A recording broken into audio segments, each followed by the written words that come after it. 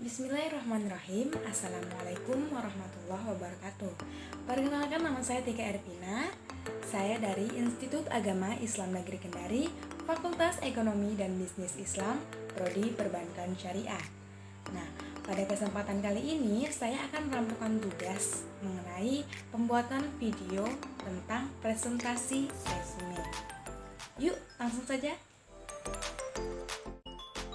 Rangkuman kelompok 1-6 Manajemen Syariah. Kelompok 1, peran dan fundamental akuntansi manajemen dalam lingkungan yang dinamis. Akuntansi syariah merupakan suatu fenomena dari plastik akuntansi yang sudah berkembang dari kehidupan masyarakat yang menerapkan prinsip syariah dalam kegiatan bermuamalah. Sejarah akuntansi manajemen syariah sendiri pastinya tidak terlepas dari sejarah akuntansi konvensional. Nah, sebenarnya sejarah akuntansi manajemen syariah itu dimulai sejak turunnya Al-Quran. Akan tetapi, Islam lebih menekankan ibadah sehingga aspek hukumnya bisa dikatakan tertinggal. Fungsi-fungsi akuntansi manajemen syariah diantaranya fungsi perencanaan, fungsi perorganisasian, fungsi pengarahan dan motivasi, fungsi pengadilan, dan fungsi pengambilan keputusan. Yang selanjutnya yaitu ciri-ciri akuntansi manajemen syariah. Menurut Rudianto, ciri khas memiliki beberapa karakteristik khusus yang tidak dimiliki oleh akuntansi keuangan. Yang pertama yaitu pemakaian utama, yang kedua yaitu kebebasan memilih, yang ketiga implikasi keperluan, yang keempat fokus waktu, yang kelima rentang waktu, yang keenam pelaporan, dan yang terakhir yaitu gambar aktivitas. Poin selanjutnya yaitu mengenai peran akuntansi dalam perusahaan. Nah, tingkat keberhasilan dalam situasi persaingan pada masa yang akan datang itu tergantung dari persiapan dalam menghadapi beberapa persaingan berikut. Yang pertama yaitu pesaing-pesaing baru dalam perusahaan. Yang kedua, timbulnya produk-produk baru dan jasa substitusi atau komplementer. Yang ketiga, daya beli dari pelanggan atau konsumen, serta persaingan antar organisasi dalam perusahaan sendiri. Selanjutnya materi kelompok 2 yaitu mengenai konsep biaya dan manajemen biaya. Konsep biaya adalah sebuah elemen yang tidak dapat dipisahkan dari aktivitas perusahaan. Biaya dapat diukur dalam unit moneter dan digunakan untuk menghitung harga pokok yang diproduksi. Konsep biaya merupakan konsep terpenting dalam akuntansi manajemen dan akuntansi biaya. Klasifikasi biaya. Menurut Sulistianingsih dan Zulkifli dan Harmanto dan Zulkifli, penggolongan biaya dapat didasarkan pada hubungan antara biaya dengan objek pengeluaran, fungsi pokok perusahaan, hubungan biaya dengan suatu yang dibiayai, hubungan biaya dengan volume kegiatan atas dasar waktu, dan hubungan dengan perencanaan, pengendalian, dan pembuatan keputusan. Yang selanjutnya yaitu manajemen biaya.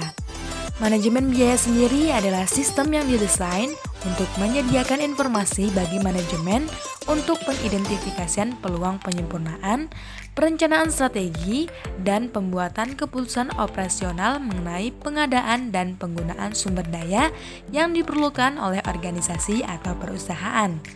Sumber daya yang diperlukan yaitu manajemen sebagai ilmu, seni, potensi, dan manajemen sebagai proses. Poin selanjutnya yaitu konsep dasar manajemen biaya, diantaranya konsep nilai tambah, konsep akuntansi aktivasi, dan konsep biaya target. Macam-macam manajemen biaya, diantaranya yang pertama, biaya bahan baku langsung dan tidak langsung, biaya tenaga kerja langsung dan tidak langsung, biaya tidak langsung lain, biaya senantiasa serta biaya variabel, dan biaya per unit. Fungsi-fungsi manajemen. Yang pertama, manajemen strategik, yang kedua perencanaan dan pengambilan keputusan, yang ketiga pengendalian operasional, dan yang terakhir yaitu penyusunan laporan keuangan.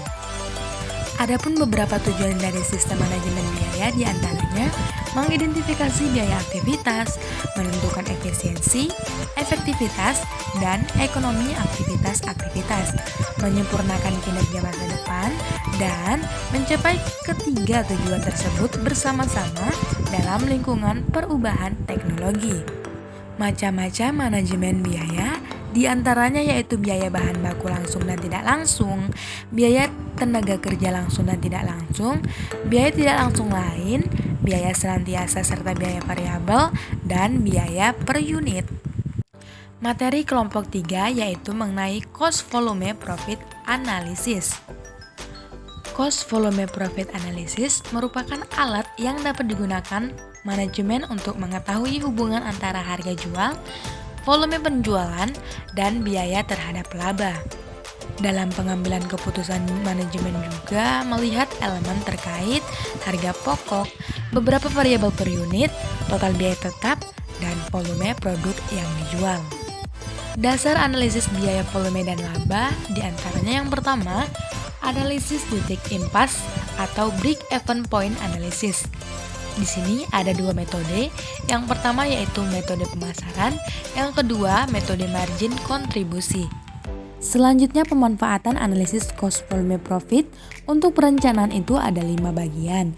Yang pertama, analisis target laba, yang kedua analisis multiproduk, yang ketiga margin keamanan, yang keempat analisis signifikasi, dan yang terakhir yaitu pemilihan struktur biaya leverage operasi. Selanjutnya materi kelompok 4 yaitu perencanaan laba multiproduk entity, di mana menurut Supriyono, perencanaan adalah proses untuk menentukan tujuan organisasi yang akan dicapai perusahaan dan mengatur strategi yang akan dilaksanakan.